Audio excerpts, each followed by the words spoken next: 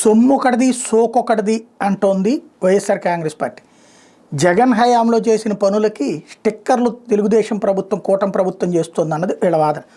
రాష్ట్రానికి కొత్తగా భారీ ప్రాజెక్టులు ఇస్తున్నట్టు కేంద్రంలో బీజేపీ ప్రకటిస్తుంటే అదంతా సీఎం చంద్రబాబు చలవే అని టీడీపీ దాని తోక పార్టీలతో పాటు ఎల్లో మీడియా బాకాలుతుంది.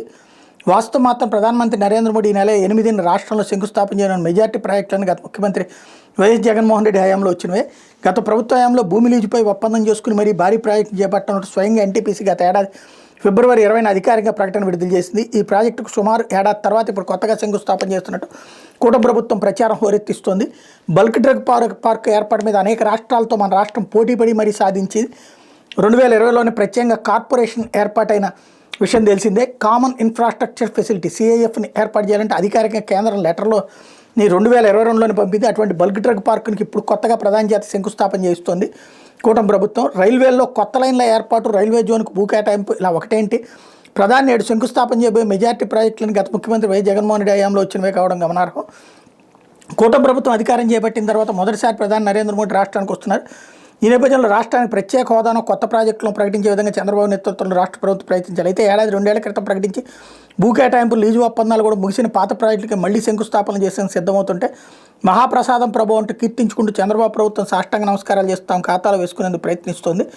వాస్తవానికి ఎన్టీపీసీ గ్రీన్ ఎనర్జీ ప్రాజెక్టు పూడిమడకలో ఏర్పాటు చేయనుంటే ఇందుకు ఏపీఐసీతో 1200 ఎకరాల భూ లీజు ఒప్పందంపై 2024 ఫిబ్రవరి 24 అనుబంధ సంస్థ ఎన్టీపీసీ గ్రీన్ ఎనర్జీ లిమిటెడ్ సంతకం చేసినట్టు అధికారికంగా ప్రకటించింది. ఇప్పుడు కొత్తగా 1.85 లక్షల కోట్ల ఈ ప్రాజెక్టును తామే సాధించామన్నట్టుగా చంద్రబాబు గొప్పలకు పోతున్నారు. నక్కపల్లి వద్ద ఏర్పాటు కానున్న బల్క్ డ్రగ్ పార్క్ కోసం ప్రత్యేకంగా 2020లో AP bulk drug infrastructure corporation గత జగన్మోహన్ రెడ్డి ప్రభుత్వం ఏర్పాటు చేసింది.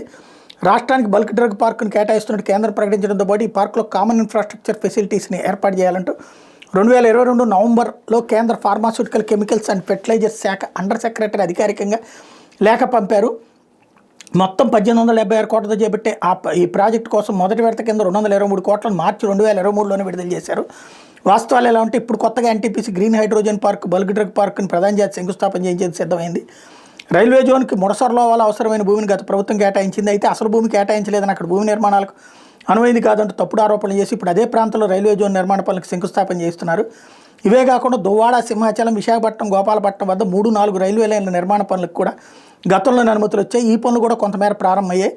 ఇప్పుడు వీటిని కూడా కొత్తగా చేపడుతున్నట్టు జాబితాలో చేర్చారు. కృష్ణపట్నం వద్ద క్రిస్ సిటీ ఏర్పాటు, గుత్తి, పెండేకల్లి డబ్లింగ్ పనులు, ఇలా ఒకటేంటి మెజార్టీ ప్రాజెక్టులను గత ప్రభుత్వ హయాంలో మంజూరైనవే కావడం గమనార్హం అంటున్నారు. అయితే అదేదో అప్పుడే ఇనాగ్రేషన్లు చేయించుంటే మోడీ గారితో ఈ చర్చ అయ్యేది కాదు.